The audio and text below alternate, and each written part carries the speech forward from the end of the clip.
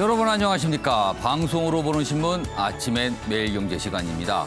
어젯밤에 많은 눈이 내렸습니다. 그리고 오늘 새벽부터는 한파까지 덮쳤습니다. 오늘은 하루 종일 추위와 빙판길을 반드시 조심하셔야 하겠습니다. 그럼 아침 신문 일면 기사부터 출발하겠습니다. 매일경제 일면 톱 주식시장 얘기가 실려 있습니다. 새로운 숫자를 봤습니다. 코스피 꿈의 3,000포인트 찍었다. 이렇게 제목이 되어 있습니다. 그러면서 그래프가 그려져 있죠. 1,000, 이쪽이 1,000입니다. 그리고 저 맨 맞은편이 3,000이거든요. 1,000을 찍은 게 1989년입니다. 그리고 그 위에 세월이 흘러서 2,000을 돌파한 게 2007년. 그리고 14년이 흘렀죠. 3,000을 기록한 겁니다. 자, 내용 좀 더 보겠습니다. 코스피 2,000포인트를 넘은 지 만 13년 만입니다. 지금요. 어제 장중 3,027까지 올라간 뒤에 좀 내려갔죠. 그래서 2,968로 마감입니다. 그래서 오늘 과연 주식시장이 어떤 모습일까 많은 분들이 기다리고 있습니다. 어제 개인이요 2조 원을 순매수했습니다. 다음은 서울신문 보겠습니다. 자, 이 사진을 좀 봐주시죠. 사진만 봐도 춥습니다. 어제 밤의 모습입니다. 여기 보면 차량 위에 눈이 소복히 쌓여 있고요. 지금 뭐 미끌미끌한 것 같아요. 그래서 뒤에서 차를 좀 밀고 있는 모습이기도 합니다. 위로 갑니다. 제목입니다. 어젯밤 기습 폭설에 설설 긴 서울. 뭔가 이렇게 좀 운율을 맞췄어요. 서울이 설설 기었다. 오늘은 영하 20도 그리고요. 제주는 57년 만에 첫 한파 경보입니다. 이른바 북극에서나 느낄 수 있는 추위가 찾아왔다는 겁니다. 그리고요. 오늘 아침 최저기온 중부지방이 지금 20도 정도로 예보가 됐고요. 이렇게 내려간 곳도 이미 있습니다. 이번엔 조선일보 보겠습니다. 박근혜는 사면, 이명박은 보류 검토. 이게 무슨 말일까요, 지금? 사면론과 관련돼 보입니다. 내용을 좀 더 보겠습니다.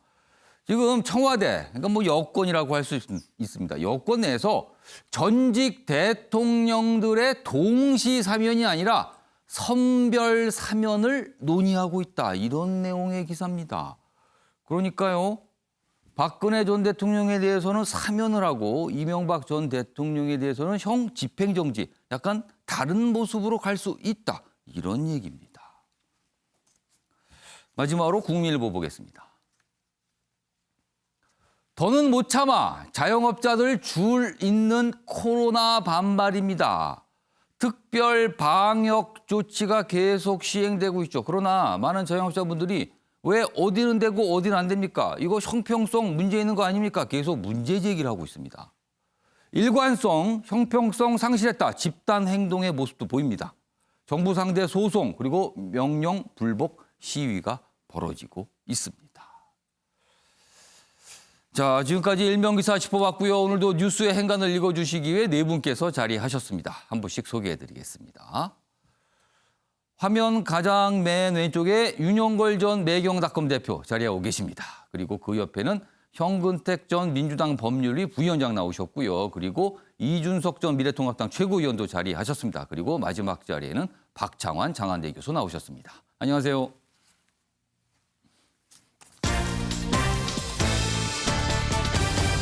오늘 다룰 주요 이슈들을 네 가지 키워드로 정리했습니다. 아침을 여는 키워드입니다. 오늘 다룰 이슈들 한눈에 볼 수 있습니다.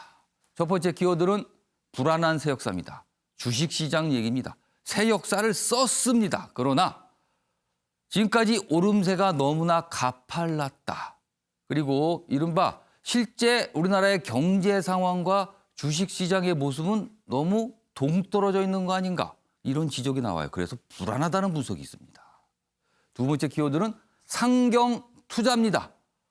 서울, 그중에서도 강남 집값 계속 오르고 있죠. 그런데요, 누가 사는가 봤더니요, 서울이 아닌 지역의 매수자들이 상당히 많다고 합니다.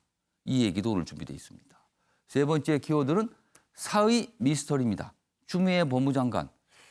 사의 표명을 했다고 청와대가 발표한 지가 꽤 됐습니다. 그러나 사표가 수리됐다는 얘기는 없어요. 그리고 추미애 장관은 여전히 활동을 좀 하고 있는 상황이고요. 이와 관련된 기사가 오늘 준비되어 있고요. 마지막 키워드는 확진자 소송입니다. 서울 동부구치소 지금 확진 사태 계속 늘어나고 있습니다. 그리고 일부 확진자가 정부를 상대로 소송을 제기했습니다. 자, 그럼 아침에 매일경제 첫 번째 이슈는 경제 상황, 그중에서도 주식시장과 부동산 시장과 관련된 내용 잇따라 준비했습니다. 하나씩 보겠습니다. 먼저 주식시장 얘기입니다. 황 소장인데 나만 소외달라. 그러니까 주식시장에 그동안 참여하지 않았던 분들이, 이른바 개미 투자분들이 뒤늦게 좀 참여한 분도 있다는 거예요. 나만 괜히 주식 안 사갖고 뭔가 손해보는 것 같다. 이런 겁니다. 이런 분들이 지금 주식시장에 참여하고 있다. 뛰어들고 있다는 얘기인데 지금 보면은 한 증권사, 개인 투자자들이 참 많이 이용한다고 알려진 증권사가 있습니다. 거기에 하루 신설 계좌만 4만 개랍니다. 하루에 4만 개. 엄청나게 많은 분들이 주식시장으로 가고 있다는 겁니다.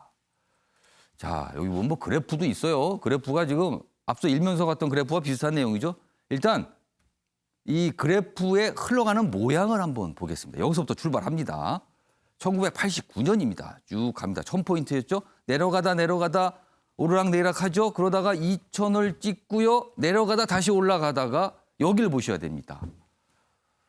2017년에 2,500을 기록했어요. 그리고 쭉 가시다 보면 올해 지난해 기억하실 겁니다. 연초까지도 2,000선에서 왔다 갔다 했습니다. 그러다가 뚝 떨어졌죠. 코로나 확산 속에요. 1,400포인트 이 정도까지 내려갔다가 지금 2배 넘게 뛴 겁니다. 이 상황입니다. 자, 여기 작은 제목으로 좀 더 자세한 내용들이 설명되어 있습니다. 아래로 가겠습니다. 코스피 3000시대를 연 동학개미입니다. 개미 투자를 요즘엔 이렇게 개미 투자가들 동학개미라고 부르죠. 패닉 바잉, 그러니까 이른바 묻지마 매수라고 할 수 있습니다. 패닉 바잉도 순매수 동력 작용했다. 너도 나도 투자 동참. 그러자 과열 우려가 나오고 있습니다. 증권사들 장밋빛 전망을 내놓고 있습니다만은 기업들 실적이 앞으로 좋을 것이다. 이런 게 주를 이루고 있어요. 그런데 자세히 보면 실물 경제보다도 주가 상승세가 너무 빠릅니다. 그럼 뭔가 같이 안 가는 거잖아요, 이게. 조정 국면 돌입된 비투 부메랑, 그러니까 빌려서 투자한 경우는 어려워질 수 있다는 겁니다. 조정 국면, 말을 좀 완화한 표현이죠. 이른바 주가가 좀 떨어질 경우에 이런 상황이 있을 수 있다는 겁니다. 관련 기사 하나 더 보겠습니다. 우리나라만 이런 게 아닙니다. 전 세계 주식시장 굉장히 화랑입니다. 코로나로 신음속, 돈 풀린 세계 증시, 그리고 비트코인 연일 불기둥이다. 치솟고 있다는 겁니다. 좀 더 보겠습니다. 초저금리에 천문학적 재정이 풀려. 말이 어렵죠? 돈 빌리기 쉽고요. 그러니까 돈 빌리는 값이 싸집니다. 그리고 각국에서 나라에서 돈을 풀고 있습니다. 엄청난 돈이 시장에 나왔다는 겁니다. 그럼 그 돈이 어디로 가겠냐는 거죠. 40% 가까이 뛰며 놀라운 복원력, 그러니까 각국의 증시를 얘기하고 있습니다. 그리고 비트코인도 장중 35,000달러를 돌파했습니다. 역시 기록입니다. 부양책 강도 약해지면 큰 위험이 될 수도 있다. 그러니까 돈이 계속 공급이 되어 왔는데 이게 조금이라도 뭔가 줄어들게 되면 큰 혼란이 올 수도 있다는 겁니다. 전 세계 증시의 모습이 이렇다는 설명입니다. 자, 그럼요. 이와 관련돼서 전문가들의 설명이 좀 있는데요. 영상으로 준비했습니다. 보시죠. 한국 수출이 빠르게 회복되었고 원화 강세가 전개되면서 글로벌 유동성이 대거 유입되었죠. 2021년 초부터는 개인 투자자들이 대량 순매수 속에 외국인과 기관의 순환매 투자 전략이 시장의 상승에 굉장히 힘이 되었다라고 생각합니다. 인플레이션 이런 것 때문에 확 올라가면 또 이 구도가 깨지겠죠. 하지만 그게 좀 오래 유지된다고 보면 새롭게 형성되고 있는 주가의 범위는 대략 한 2,700에서 3,200 정도 되는 거 아니냐. 더 과열이 되면은 그거보다 더 오를 수도 있겠지만. 자, 지금 상황에 놓고서 많은 분들이 기대도 하지만요, 걱정을 하는 목소리가 있거든요. 다음 기사 보겠습니다. 단기 과열 아닌가? 작은 외부 충격만 와도 10에서 20%는 그냥 빠질 수 있다. 전문가들의 걱정입니다. 그러니까 작은 외부 충격, 지금까지 뭔가 잘 왔는데 뭔가 좀 안 좋은 악재, 이른바 악재가 조금 나오면 작은 악재도 굉장히 민감하게 반응할 수 있다는 겁니다. 자, 유영걸 전 대표님, 네. 뭐 현역 기자실에 이제 경제 파트를 굉장히 뭐 오랫동안 깊게 취재하셨는데 지금 이 주식시장 상황 어떻게 보고 계세요? 저는 아프리카에 왜 예. 누우떼 있잖아요. 예, 평원을 달려가잖아요. 예. 예. 수천 마리가 라이온킹도 깔려 죽을 정도로 달려가잖아요. 거기가 그 앞에 서 있으면 다 깔리죠. 그냥. 그렇죠. 근데 맨 앞에 황소가 예. 자칫 한 마리가 넘어지면 다른 소들은 어떻게 되겠어요? 아, 뒤에서 달려오고 있는데. 네. 저는 대책이 없는 장이 열릴 수도 있다 이렇게 봅니다. 오. 지금 오르는 이유는 저는 세 가지라고 봐요. 예. 돈이 엄청나게 많이 풀렸다. 예, 증권, 부동산, 비트코인, 금 다 해서 예. 제일 위험한 자산이 뭐겠습니까? 현금하고. 지금 현금이 제일 위험한 자산이에요. 현금 가치가 자꾸 떨어지니까. 와. 현금을 갖고 있는 건 손 안에 얼음을 들고 있는 거랑 똑같아요. 녹아요. 그러니까 사람들이 뭔가 투자를 해야 되잖아요. 아. 네. 근데 이제 부동산은 더 막아놨어요. 그러니까 지금 주식으로 몰려가는 거죠. 거기다 또 동학개미 예. 해가지고 개인 투자자들이 주식시장에 몰려드니까 이렇게 몰리는데 저는 두 가지를 꼭 봐야 된다고 봐요. 이 유동성 장세, 돈의 힘으로 끌려가는데 예. 백신, 코로나19 이후에 돈이 계속 각국 정부가 풀자는 우리도 많이 풀고 예. 그리고 우리도 4차까지 푼다는 얘기 나오는데 이거 언제까지 풀 건가? 아. 언젠가 유동성 회수해야 되고 금리 올려야 되잖아요. 예. 그럼 주식시장은 반드시 조정받을 수밖에 없습니다. 아. 또 하나는 주식시장에 가려면은 실적하고 주식하고 같이 가야 됩니다. 예. 앙드레 코스톨란이라고 헝가리의 유명한 투자자 있잖아요. 예. 돈 뜨겁게 사랑하고 차갑게 다루라 책 쓴 사람. 유명한 투자자가 주식시장은 그 산책하는 개하고 주인하고 똑같다. 그러니까 강아지가 주인 앞에도 가고 뒤에도 가고 하지만 집에 들어올 때는 같이 들어온다고 이거죠. 결국에는 같이 오지만 같이 갈 때 보면 앞에도 가고 뒤에도 가고 왔다 갔다 하잖아요. 그렇죠. 주식 시장하고 실적하고 같이 가야 된다 이거죠. 결국은 지금은 실적은 안 가고 주식시장만 달려가잖아요. 예. 이게 오래 갈 수는 없다는 거죠. 아. 그래서 저는 이럴 때 좀 냉정하게 생각해야 된다. 케네디 아버지가 유명한 주식 투자자인데 자기 구두 닦는 사람이 구두 닦기가 예. 주식시장 어떤 종목이 좋아요 하니까 얼른 팔았다는 거 아니에요. 모든 사람이 다 관심 많고 옛날에도 그랬어요. 저도 증권부장할 때 주식시장 1000포인트 넘고 할 때 예. 시골에 트랙터 타고 증권사 지점장 가고 예. 아주머니들이 애 없고 객장 오면은 이거 파장판이다. 아. 그래서 저는 앞으로는 더 가긴 간다고 봐요. 예. 더 가요. 지금 돈 금방 회수는 안 하지만 그래도 정말 조심해야 될 거를 봐야 된다. 그래서 전문가들 말을 특히 조심해야 된다. 예. 전문가들 항상 좋을 때 좋다고만 얘기합니다.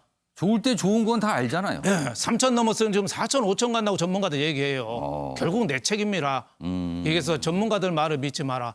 또 하나는 빚 투자. 지금 개인 가계부채가 예. 1941조거든요. 예. GDP 대비 세계 최고 수준이에요. 빚 들어가면 큰일 난다. 장기 투자로 해야 된다. 장기 예. 투자로. 빚 외에는 저는 시세가 3천 넘어도 더 오를 수도 있다고 봐요. 예. 그래서 자기가 좋아하는 종목 뭐 IT나 BT나 바이오나 했으면 지금 사도 괜찮다고 봐요. 하지만은 5년, 10년 기다릴 자신 있으면 사고 아니면은 지금 언제 얼음이 꺼질지 몰라요. 그래서 항상 조심해야 된다. 이런 말씀을 좀 드리고 싶습니다. 네. 유영걸 전 대표님도 과거에 그런 취재 경험 이런 거 그다음에 여러 가지 현상을 오랫동안 보셨기 때문에 좀 자세히 설명을 해 주셨는데 강하게 좀 말씀하셨어요. 전문가들 얘기했지만 그만큼 주식 투자는 투자자 개인의 판단과 책임이라는 부분 이거 굉장히 중요합니다. 그래서 빚을 져서 투자하는 부분 너무나도 조심스럽고 신중해야 된다. 이런 말씀을 좀 강조해 주셨습니다. 한마디로 말하면 불안한 세역사 맞습니다. 세역사긴 한데 좀 불안하다.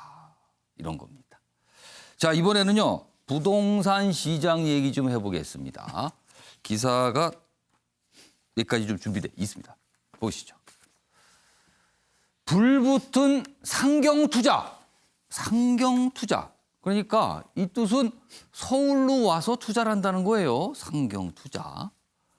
작년 강남 3구 아파트를 산 4명 가운데 1명은 외지인이다. 그러니까 서울뿐이 아니라는 거죠. 서울 밖에서, 수도권 밖에서 이렇게 맞다고 봐야 되는 겁니다. 좀 더 보겠습니다.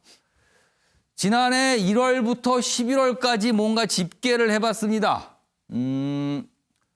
이 강남 3구에 집을 산 분들 따져보니까 외지인이 25.6%라고 합니다.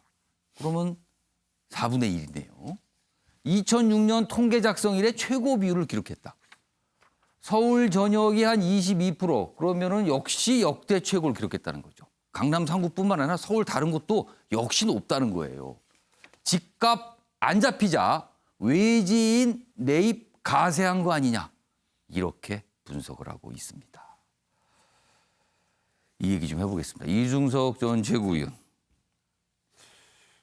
일단 강남 3구 아파트 외지니까 이게 서울뿐이 아닌 분들이 와서 이렇게 많이 샀다는 거잖아요. 그럼 이거 무슨 의미입니까, 이건 그러면은? 실제로 투자 상품으로서의 주택을 본다고 하면은 가장 주택 가격 상승률이 높고 수요가 높았다고 지난 1년 동안 언급되었던 곳이 강남이기 때문에 결국 투자 목적의 수요도 상당히 들어온 것이 아니냐. 그럼 정부에서 지금 강남집 사지 말라고 그렇게 많은 정책이 나온 거잖아요. 정부가 사지 말라는 게 바로 사라는 지역이다, 이렇게 하는 말이 있을 정도로 그러니까 사실 정부의 규제라는 것이 가는 지역들은 집값 상승이 높았던 지역들입니다. 그렇기 때문에 오히려 일각에서는 정부가 계속 이제 주택 거래 제한을 두는 지역들을 발표하는 것 자체가 시그널이 될 수 있다. 일반 매수자들에게 저쪽이 많이 오르고 있다는 시그널이 될 수 있기 때문에 그런 부분은 상당히 신중해야 된다, 이런 지적을 하고 있는 것인데 사실 저런 통계뿐만 아니라 가장 무서운 것은 어제 이제 실거래로 서울 노원구 중계동에 있는 주택이 한 채가 15억 7천만 원에 거래된 것이 또 이제 인구의 회자가 됐거든요. 그런 것처럼 지금 강남 3구뿐만 아니라 전역으로 어쨌든 매수세가 이어지고 있는 것에 대해서 좀 강남 이외 다른 서울 지역까지 지금 굉장히 많이 매수세가 있고 가격이 오르고 있다는 거네요, 지금. 그러니까 그 글에 이제 댓글들이 뭐였냐면 노원구가 15억이면 다른 곳도 상승 이력이 더 있겠네라는 얘기가 달릴 정도였거든요. 전 그렇다고 한다면은 시장에 아까 이제 윤영결 대표님 말씀하셨지만은 유동 자금이 많이 풀려 있는 상황 속에서는 이렇게 자꾸 이제 지목이 되는 것들 자체가 투기 수요를 유발할 수 있다, 이런 생각도 합니다. 그러니까 이 오르는 집을 가지고 계신 분은 좋을 수 있어요. 그런데요, 그 집을 그 동네로 사는 이유가 있어서 그 집을 생각했던 분들은 허탈할 수도 있고요. 그리고 나중에 결국에는 세금 부담이 굉장히 커질 수도 있고 여러 가지 좀 문제를 야기할 수 있는 현상입니다, 지금요. 자, 박창환 교수님. 네. 과거에도 사실은 이 서울 집을 서울이나 수도권 분들만 사는 게 아닐 수 있다라는 얘기는 꽤 있었습니다. 왜 그런가 하면은 정부가 예를 들어서 어떤 신도시 개발이나 어떤 개발 사업을 하게 되면 그 토지 보상비가 엄청나게 조 단위로 풀리거든요. 그게 지역에 꽤 많이 있었다. 그리고 그 돈들이 과연 어디로 가겠느냐, 이런 얘기가 있었거든요. 그럼 이게 어느 정도 확인되는 거 아닙니까, 지금요? 그렇죠. 그러니까 작년 부동산 시장에 두 가지 큰 흐름이 있는데 예. 하나는 풍선 효과였습니다. 강남을 누르면 강북으로 가고 서울을 누르니까 경기도로 가고 수도권을 누르니까 지방으로 가고 이게 이제 결국은 전국에 이제 아파트 값이 오르는 이런 현상으로 이어졌는데 이러다 보니까 규제 지역이 점점 넓어졌어요. 그러니까 이제 종부세라든지 이런 세금도 강화되고 규제 지역이 강화되니까 또 한 축의 흐름은 작년에 그 유명한 똘똘한 한 채입니다. 그러니까 지역에 뭐 규제 뭐 좋은데 두 채 이상 사면은 이제 중과세 한다 뭐 한다 하니까 그럼 앞으로 계속 오를 것이 어디냐? 결국은 강남 불패. 그러니까 어차피 다 규제인데 그럼 이왕이면 똘똘한 한 채 이렇게 되는 거예요. 실제로 강남 지역에 작년 한 해 동안 아파트들이 2, 3억씩 또 올랐거든요. 규제를 못하게 했는데 실제로 거래 허가제까지 했는데도 불구하고 그 속에서도 거래가 이루어졌는데 가격은 또 올랐습니다. 자, 이러다 보니까 1980년대부터 시작된 이 강남 불패의 신화가 40년이 지난 지금까지도 부동산 아파트값 소위 폭등에 핵 중의 핵으로 여전히 자리하고 있다. 그러니까 이 부분을 갖다 근본적으로 해결하기 위한 방법은 뭐 이거는 뭐 수요와 공급의 법칙을 벗어난 문제다. 지금 대한민국의 소위 말하는 국토 균형 발전 이런 근본적인 문제로서 이건 접근해야 될 문제지. 이게 뭐 공급 조금 늘려준다고 외곽에 아파트 더 짓는다고 해서 잡힐 문제가 아니라는 게 지금 이 강남 불패의 또 다른 특징이 작년 부동산 시장에서 나타났다고. 그럼 지금까지 사실 정부가 규제를 많이 했잖아요, 집을 잡기 위해서. 근데 그게 사실상 시장에서는 안 통했다고 판단한 겁니다. 다시 또 강남인 거예요. 그렇다면 지금 해가 바뀌면서 이제 이번에는 공급 정책을 좀 활발하겠다고 계속 예고를 하고 있잖아요. 그럼 그거 역시도 효과가 그다지 없을 수 있다 이런 말씀이신가요? 그렇죠. 풍선 효과처럼 예. 강남이 오르면은 또 옆으로 못 사는 그 금액만큼 강북도 오르고 수도권 오르고 지방 오르고 그게 또 다시 또 강남으로 오고 이런 악순환의 고리들이 결국은 이어질 수밖에 없는 게 그 중심에 강남이 있다라는 게 또 한 번 입증된 겁니다. 이것도 뭔가 좀 불안불안합니다. 사실은요, 지금요. 이렇게 오르는 게 과연 정상적인 모습인가? 이런 생각들을 많은 분들이 하고 계시죠. 그런 가중에도 또 오르고 있습니다, 지금. 지금 주식시장 그리고 부동산 시장에서 보이는 모습이었습니다.